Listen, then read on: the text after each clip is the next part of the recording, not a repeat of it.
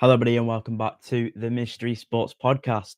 And I'm sure, as most of you guys will know, Ruben Amorim has been sacked by Manchester United. It was quite a surprising decision from the United board to see that Ruben Amorim has been sacked at 10 o'clock this morning. I was sat in one of my lessons, and I've just saw he's been sacked, and I couldn't believe really what I saw. And when I had a bit of chance to read over it, I have read why he's been sacked or what he's been sacked for, and you know I don't think it's the reason that everyone thinks, or the people who were hammering out would be like, "Oh yeah, Ruben Amorim's been sacked because of the results." I don't think it was because of the results. I think that Ruben Amorim's been sacked because he's outed the board, and you know the board can't handle the truth, and that's the real reason why he got sacked. He said previously in his press conferences before that, if back me or sack me, pretty much. And the not the Glazers, Ineos have basically said, "Well, you're going, hasn't they?" Jason Wilcox and Omar Barada just sacked him, and honestly, I don't understand the reason why they've sacked him because I'm going through what I've got here and from the stats and stuff. Last year we were 14th in the league. We weren't doing well. We got battered out of the Carabao Cup. This year obviously that can be put aside, the Carabao Cup and things like that. Um, and now this year, we're we're joint fifth in the league. I know obviously it says sixth, but we are joint fifth in the league. We're 3 points off top four on Liverpool, who are the champions, who are obviously in fourth position, and we're a win away from getting back into the top four. And I know obviously Villa, City, and Arsenal are quite a few points ahead, but United aren't a top three team. And I said it when we lost to Villa that we shouldn't be like, I know obviously everyone will say United need to be challenging for the league every year, year and out. But the past few seasons since Fergie's left and whatever, United just haven't been that team. So where we are now, fifth to fourth, is a realistic position. Obviously, from finishing 15th last year to now being challenging for top four, I think it's a brilliant job that Ruben Amorim is doing. I know obviously the results haven't been good against Wolves, especially Leeds. We probably should have won the game. And there's other few results out there like the Guernsey games and things like that. There's results out there. Brentford away, that's another one. But we're not. I think we've got to remember that we're not that team who can just turn up to any game and batter a team. Because look at the Wolves game. Everyone thought we were going to win 2-0, whatever it could have been. We should have won that game, but we didn't because we're still not that team who can rock up to any game like City and Arsenal do and expect to win big or have possession, create so many chances, and just turn over any team. We're not that team, and we are a top five team. We're not going to challenge for the title. And where we are, I think that's the perfect position that we should be in. You know, I just think what's happened today is absolutely ridiculous. We should sack the board. Ineos needs to go. And I think when it all came about, where Ineos or Sheikh Jassim, I wanted the Qatari money. I wanted Qatari because I thought it's a fresh start. You know that the Glazers won't be there. There's people who actually just want to win because, like any Saudi, you look at Newcastle, you look at City, you look at PSG. All they want to do is win and get the best players, and that's what United need to do. United philosophy, no matter what Gary Neville or Roy Keane or whatever say, they are the main common thing is that what they all say is that they want to win and play attacking football. And I think that's a lot of if you look at City and what PSG are doing, they play attacking football, they're exciting, they're very good to watch, and they win things. And City, look at what they've done since they've had the oil money and things like that. I know obviously United fans say, "Oh, you've bought success, whatever," but that's how football is now. Football is all about money, and you know, and Ruben saying that he needs to be backed, which is true. Yes, he's been backed in the summer, but you look at the players who were out there. Like if you look at the players who were out there against Wolves, who were out there against Leeds after AFCON. Obviously, when the AFCON players are gone, those players are useless. Delo useless. Ugarte useless. Casemiro's past it. There's other players on the team who are just not good enough. Shesko, not good enough. Like missing those kind of sitters there where you should be putting them in the back of the net. Any decent striker, Danny Welbeck would put them in the back of the net, and he's about 40. So I'd there's just players there who shouldn't be in the squad and who have got away with since Ollie really came in, who have still been there like the Delos and and you could even argue Shaw as well. So there needs to be he needed backing really in the January. Obviously, if we couldn't do it financially, maybe you bring in a couple of players or one player who gives you a bit of strength maybe in the midfield because that's our biggest weakness, and we all know that because Ugarte is not good enough, and you can't. And Casemiro is about to retire soon, so you can't expect him to just keep doing what he did 5 years ago because it's just biology, and no one can do that. So the players, I think, are a huge part of this, and, I just think it's the board are just useless, absolutely useless. We've seen it. It's 2 years now that we've had Ineos, coming up to nearly 3 this November, and we don't look like we're gonna do anything. Not gonna do anything. We've won 1 FA Cup, but I think that was just a bit of brilliance from Ten Hag and Bruno and Mainu that we won the FA Cup. So it's just it's just really frustrating, and I think it's the wrong decision that Man United have took here to sack Ruben Amorim. And, going back to the point where that we sacked another manager previously in Ralph Ragnick, or who was meant to have a position at the club to help progress the club forward. He outed the board in a press conference. He said it was open heart surgery, and he's not wrong. And I think this is I don't know if you can get worse than an open heart surgery because United are currently in this, and it's another project where we spent nearly 400 million or whatever it may be. We spent a lot of money on Ruben Amorim on a project to change the philosophy, change the idea of the football club, and we've just sacked him after a year pretty much. I know it's 14 months if you want to be Pacific, but we sacked him after 14 months, and now we're going to have to. We've got Darren Fletcher in who doesn't he I'll be honest, when I was, watching the under-21s against Rochdale, Darren Fletcher didn't look like a good coach. He wasn't very vocal, he just looked like he stood there, looked like the other coaches for the under-21s were actually the coaches, so I don't think Darren Fletcher's a very good coach. Um, he's in for 2 games, and then we're meant to get an interim for the rest of the season. Whoever this interim is, his first game is against Man City, and, you know, if United aren't careful, we'll get battered at least. Think I'm going to say we're going to get battered 3-0. I don't see us winning that game, and I don't see us getting a point out of the game. So whatever happens, I think it's going to be a ropey few a couple of games, and obviously Burnley on Wednesday, sorry, that could be a loss, or even more drop points, and then Brighton in the FA Cup. Hopefully, that's our only chance of winning any silverware this year. So we got getting knocked out in the Carabao Cup. We're not in any Europe, and we're not going to win the league. Realistically, we're probably never going to win the league at this rate. While we keep sacking managers every 2 days, it seems. So it's a hard job for whoever comes in, and there's people coming. There's people saying Ole Gunnar Solskjaer wants to take the job and he's happy to help United and things like that. But what happens if we bring Ole in? He does really well. We get top four or whatever. We win. We do really well in the FA Cup, and we give him a 2-year contract, or whatever, and then we go into the same rubbish that we did when Ollie was here.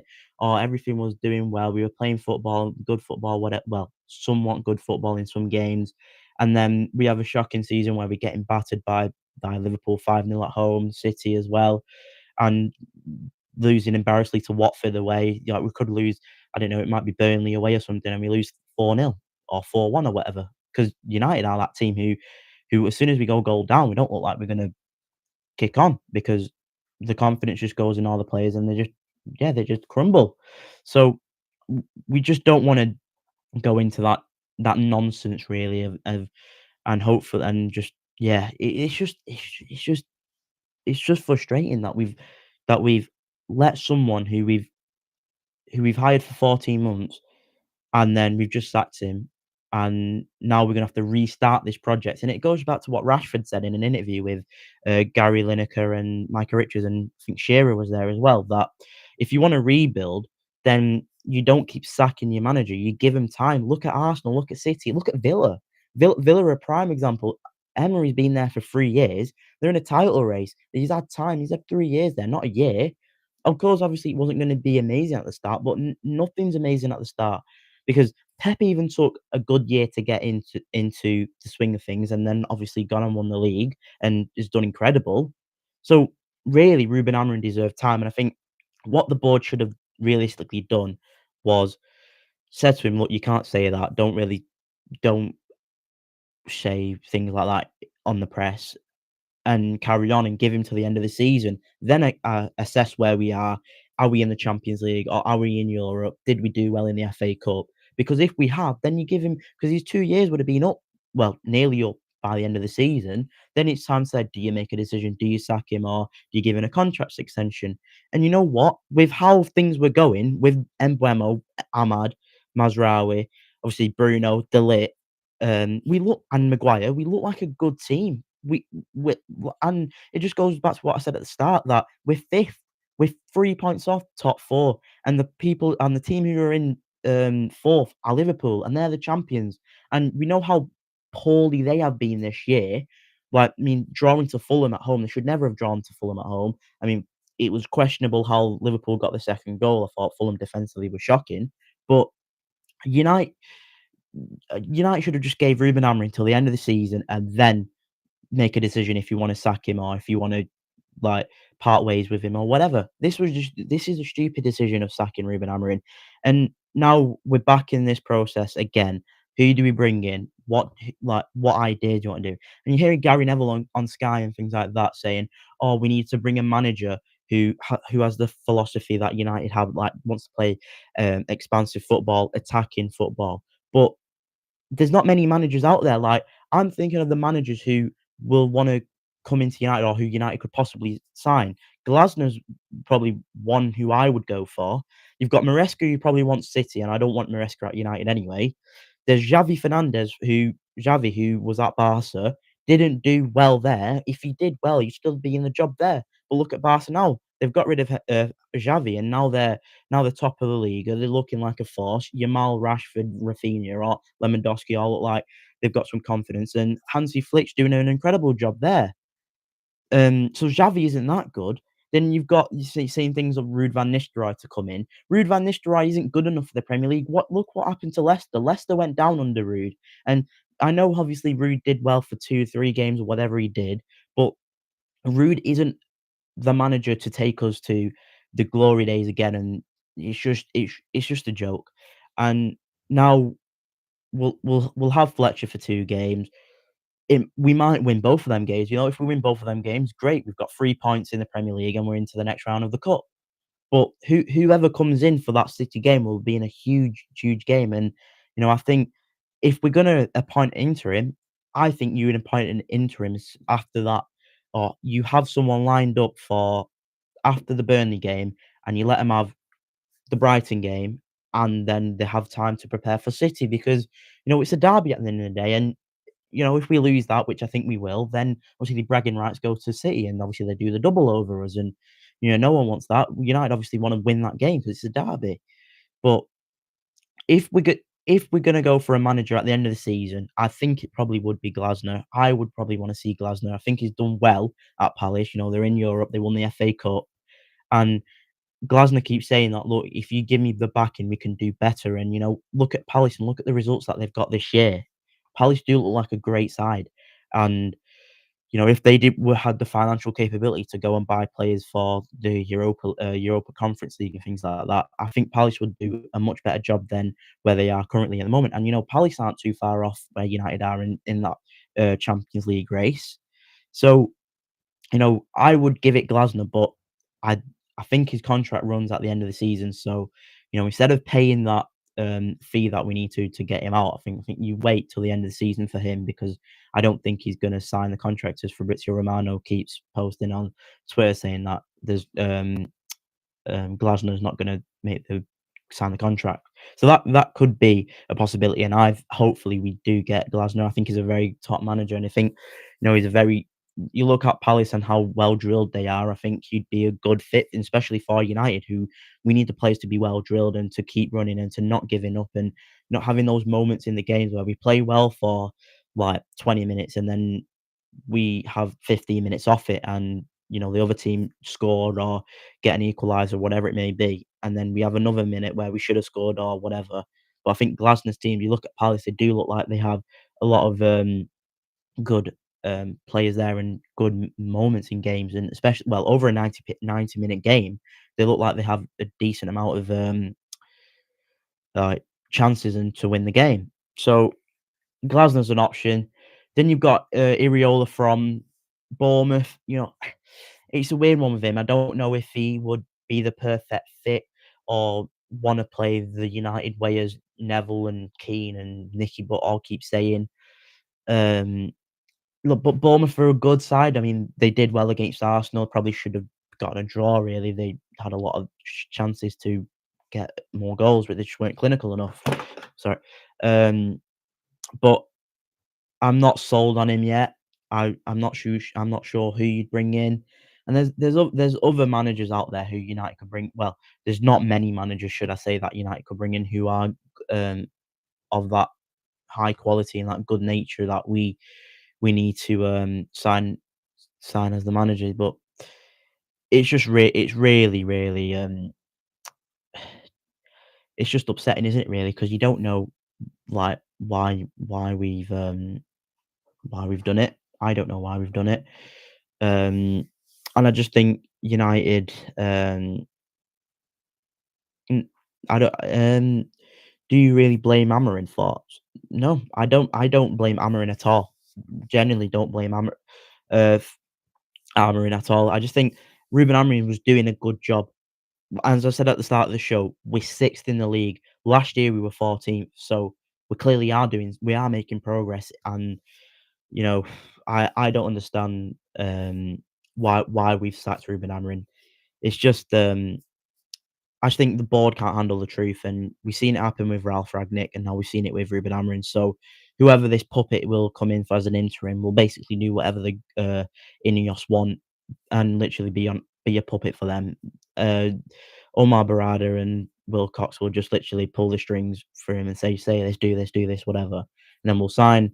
We might get we might get someone um like Glasner or Iriola, whoever it may be. I don't know who it will be because there's too many names. Like Southgate's in there. I don't want Southgate at all. I think Southgate's a waste of space. Didn't win anything for England. I know we might have done like decent under him getting into the semi-finals into a final, but we didn't win anything, and his football was shocking. Tuchel there, but Tuchel's got his mindsets on the World Cup. Um, I it's just ridiculous. I mean, who would you want to see as the next Man United manager or the interim? I reckon we just, who do you want to see as the interim? I don't know. I'd probably go Ollie.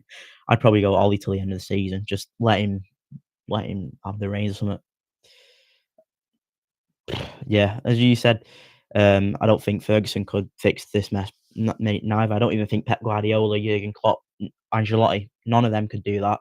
I think you look at the sides that they've managed and their kind of the boards there. They've had a good setup, and when you're seeing United haven't got a good setup, it's clear as day. United don't have a good setup, so I don't think even they could fix it because as long like Villa have got a good setup, they've got a good manager, not a world class manager, because yeah, I think your Pep Guardiola's and Ancelotti's, Klopp's, they're your world class managers.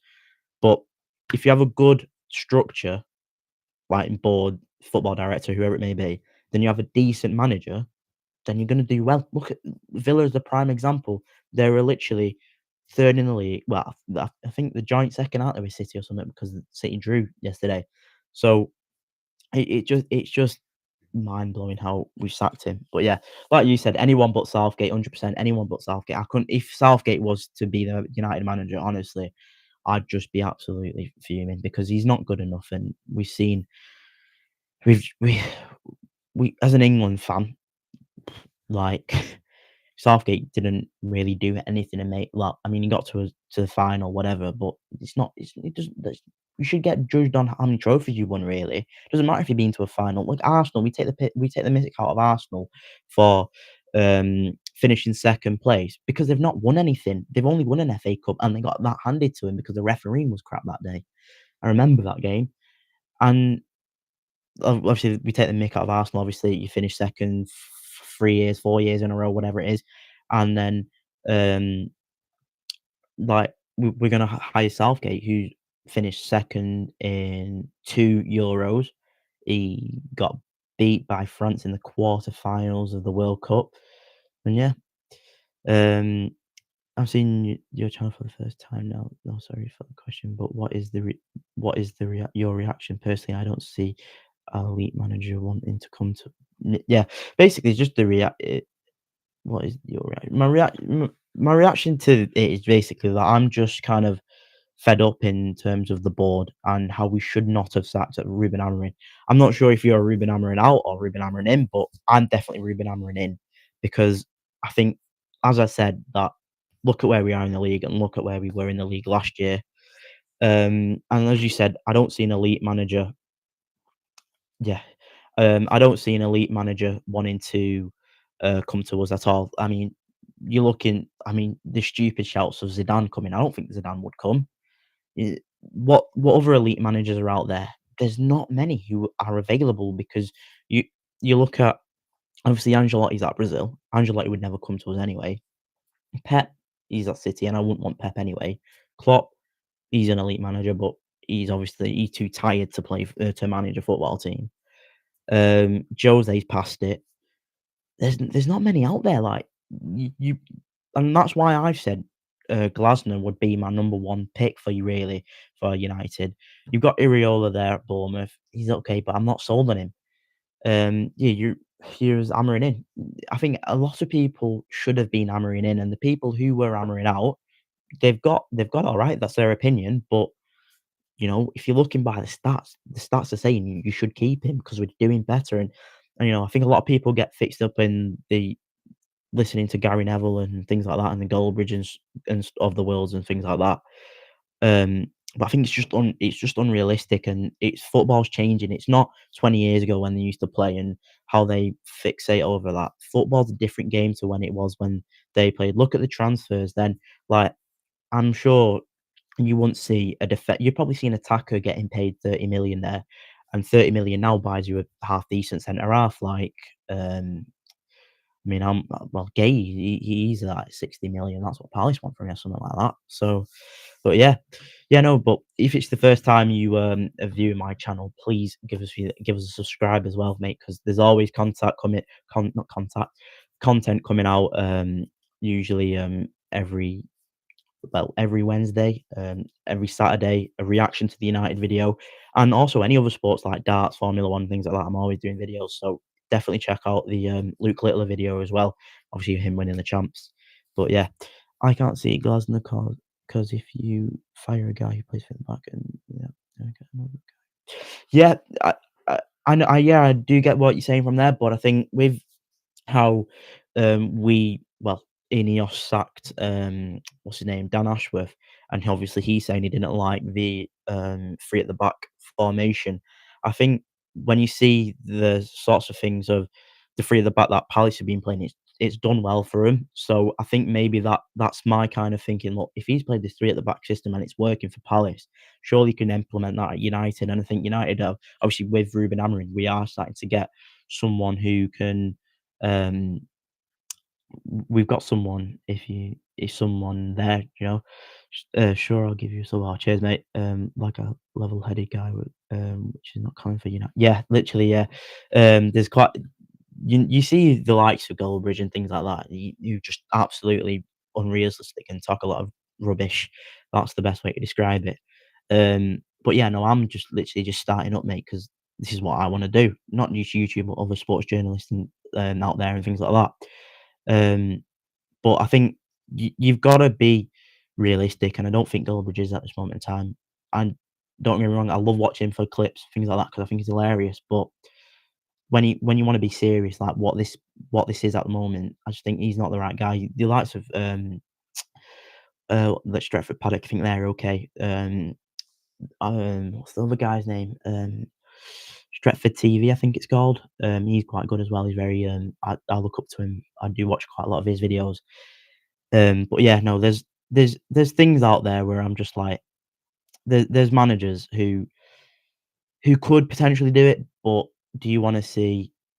It's just we don't know anything what's going to happen with this board because they could hire some random guy who might like a bit like Chelsea are doing, some random guy who's inexperienced and literally be a puppet to how they want the club to be run. Whereas Ruben Amorim obviously wanted to do things his own way, and you know what? I think it was looking like the right way because we were on the up. We even though the results are poor against Leeds and Wolves, right, Brentford's, but we looked like we were doing better. So yeah, but it like I said at the start, it is frustrating that we've sacked Ruben Amorim. I don't think we should have done it. I mean, have you seen the pictures of Ruben Amorim come like when he walking with his wife and he's smiling and stuff? You know, I think he's got out of the hellhole that United is at the moment.